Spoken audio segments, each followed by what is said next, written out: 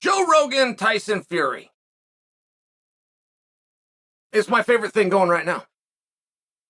This is my favorite fight that's going right now. And what's so interesting about it is you eventually tie Jon Jones into it.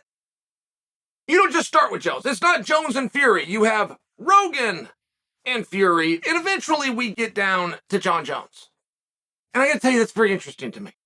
Like, I will learn things about myself from a psychological standpoint that I didn't know about myself. And this is one of those times.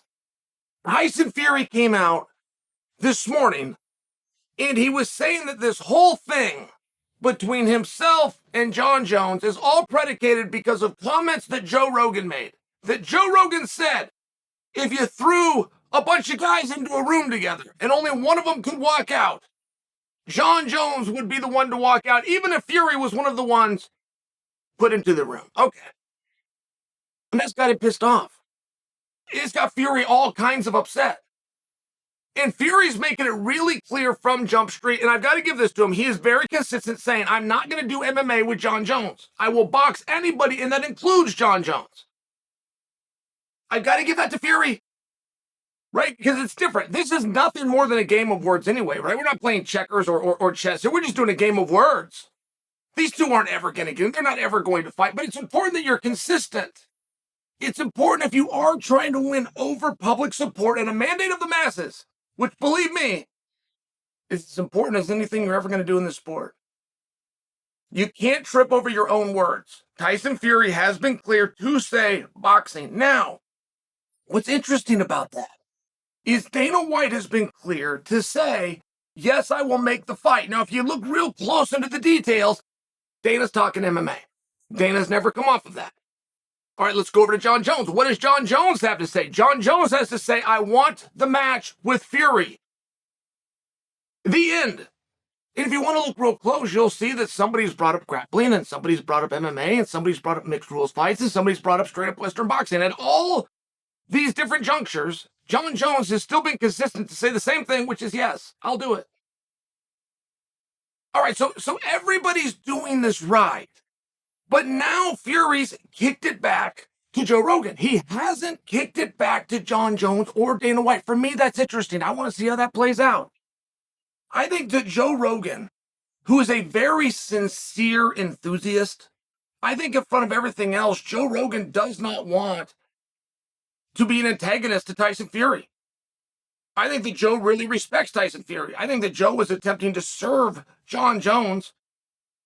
But while he was shining Jon up, Joe did not, nor do I believe he intended, to put down Fury. I think that Joe was being nice all around. That's what I think. But either way, they followed it back to him.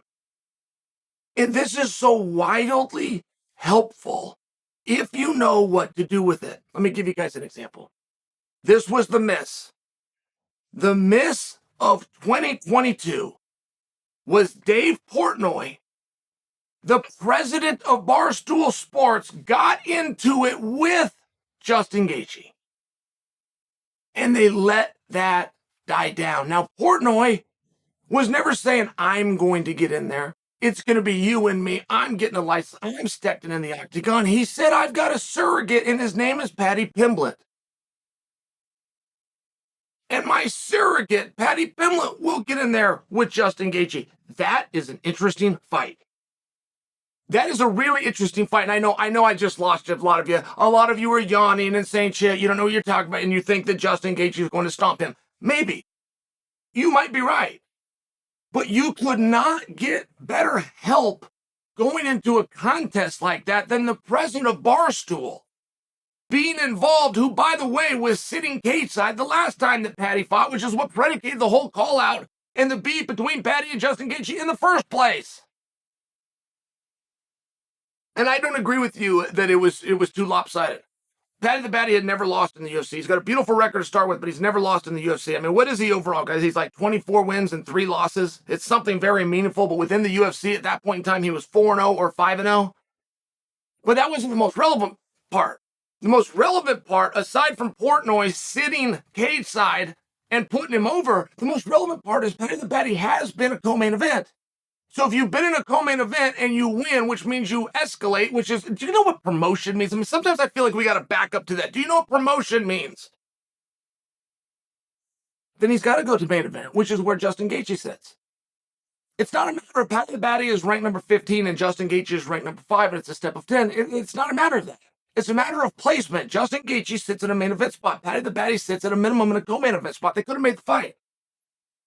They could have made the fight, and it was the most interesting and helpful tool. Now you've got the same thing, but you've got Joe Rogan.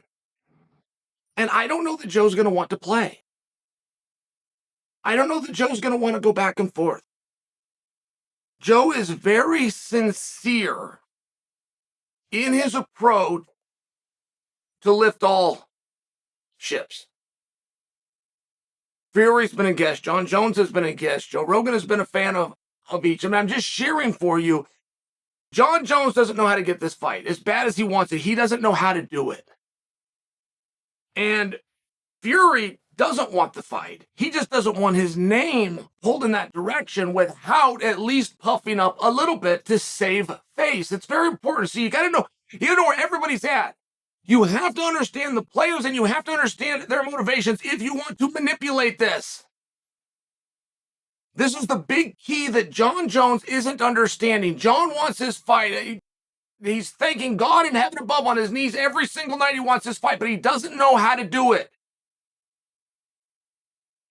In Jon's mind, if he makes it well known that he will do the match under the rules that they pick, I don't have to have a takedown. I don't have to have a guillotine choke. I don't have to have a flank. I don't have to have a goddamn thing, and I will do it. He believes if he can convince the public of that, he will then get it. It's not enough. It's not enough. So Jon doesn't understand, okay? Now, Fury, and Jon doesn't understand this, right? He doesn't understand this part. Fury doesn't want the fight to happen. Fury wants the opposite of what Jon wants. They're both saying the same thing in public, but they want different things. Jon wants in the ring, he wants a competition. Any way you want to do it, rocks, paper, scissors, if it has to come down to that. What Jon doesn't understand is his opponent does not want the same thing. His opponent does not want the contest to happen, no matter what the rules are. So it's a very big deal that Jon start to understand that, because right now, easily the most interesting thing we've got here is Joe Rogan and Fury. Joe Rogan and Fury are having a back and forth, and Joe's not even being mean about it.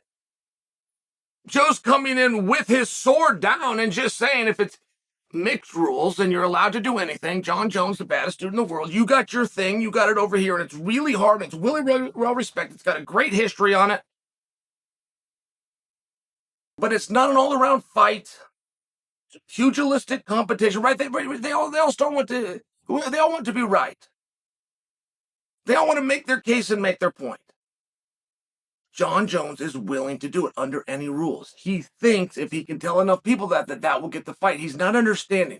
Tyson doesn't want it. So how do you get him in there anyway? Because he'll do it. He'll do it. You guys are the same way. You do stuff every single day that you don't want to do. Sometimes you have to. Sometimes you can put food on the table. We're talking two totally different things. You've got your players. You got Joe Rogan, who didn't mean to make a mess of this. He was trying to serve both guys. The same time that Joe Rogan said that Jon would be the one to walk out of the room if you locked him in there, Joe in that same statement said that Tyson Fury is the greatest boxer to have ever done it. Jon Jones wants the fight because he wants the money, and that's okay.